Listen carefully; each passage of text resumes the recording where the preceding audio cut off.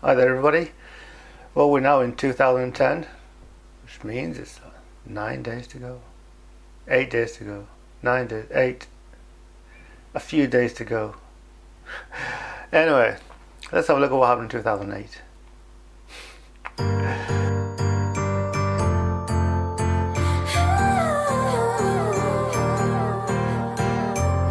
So we back in the club, got those bodies rocking from side to So, at the beginning of that year, the world's tallest man-made structure was open to the public. That's the, what's it called? The Burj Khalifa in Dubai, over there in the Emirates. The Kasubi tombs in Uganda were destroyed by fire.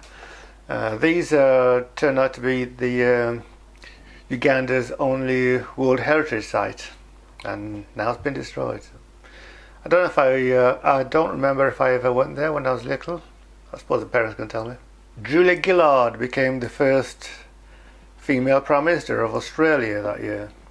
A volcano in Iceland called, let's read this, called Eyjafjallajökull that erupted.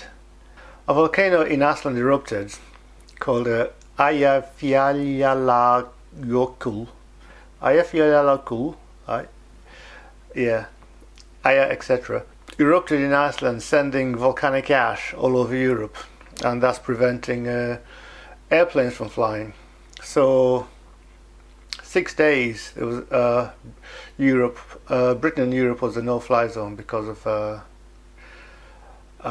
volcanic ash in the atmosphere. But hold that thought. So amongst those who died that year included Gene Simmons, the actor, or the actress rather, not the Kiss fella. No, he's still alive as well. Yeah. Michael Foot, Labour MP. Gary Coleman, the little guy. Dennis Hopper, the actor. Alex Higgins, snooker world champion. Hollywood legend Tony Curtis, and Leslie Nielsen, also passed away that year. Lynn Redgrave, the actress. Malcolm McLaren, musician, and what else did he do? Entrepreneur, I guess. I've got one of his records. And also Tom Walkinshaw, the motor racing chap. I don't know if he was a racing driver himself. I think he was a racing driver earlier in his career. By the time I heard of him, he was a boss for Formula One. He was a boss in Formula One, I think, for the Arrows team. So 2010. So that was the year that I did something that I'd never really done before. Took a chance on something, did something that other people would be quite straightforward, but for me it was something I'd never really done before, and I took a chance on visiting a friend. Well, wasn't so much anyway. Long story. Friend of mine was flying across from America to visit friends in Britain, relatives in Britain, friends in Germany, and the plan was she was going to go to Germany, spend a few days there with a friend, then come to Britain with a family, and spend a couple of days visiting me. We'd known each other online for years, nearly a decade by then, and we got quite close. Well, fairly close. Anyway, and that was the plan. Unfortunately, as her plane took off from America, was it in Arizona?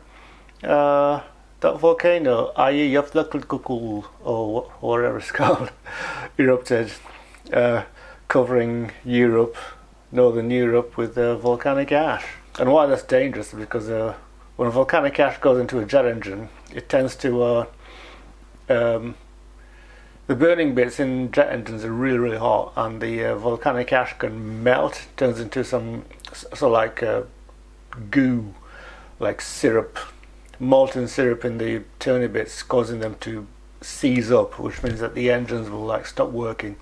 I've heard it described when it happened to a flight that was flying over Southeast Asia in similar conditions. The jet engines got clogged up with this gooey stuff and it stopped, and as the plane descended, gliding down with no engines, the molten ash, which by this time had molten, which was goo, froze and then eventually cracked and broke apart, allowing the engines to restart and go on. So while it's dangerous, you can stop the engines. It's survivable, but Northern Europe wasn't going to take the risk. So when she arrived in Germany, so when my friend arrived in Germany, that was the last plane she was going to get in until she left to go back home a couple of weeks later.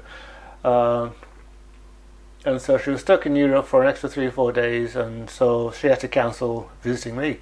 So, had a few conversations online on the emails and stuff, and I asked her, well, what time are you flying? What time are you flying back home? Now, she was flying from Heathrow.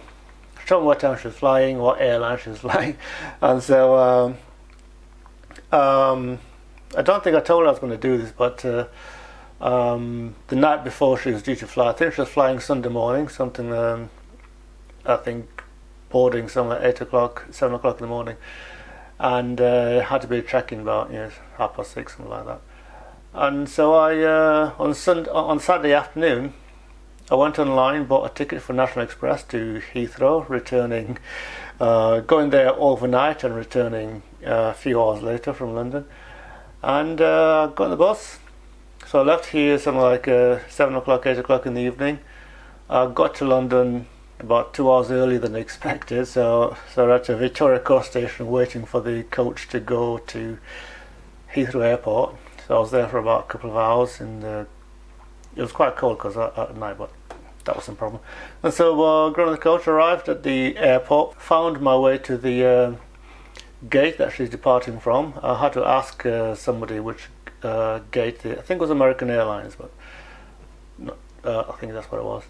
And they told me, they're going from gate number whatever. So I go there and I hang around to look around. A couple of minutes later, I see her there checking in, and so when she's done, I go say hi, and she was surprised a little bit, and it was all fun. So we sat down, had a cup of tea. Well, she had water, I had a coffee, because it was like 6:30 in the morning, 7 o'clock in the morning. And had a chat, took some snaps, and all was well. Then she got on a flight home, and then I got the coach and came back to Leeds, and eventually here. So so that's the first time I met her in real life, and in fact she's the first internet friend that I've actually met, that I met IRL.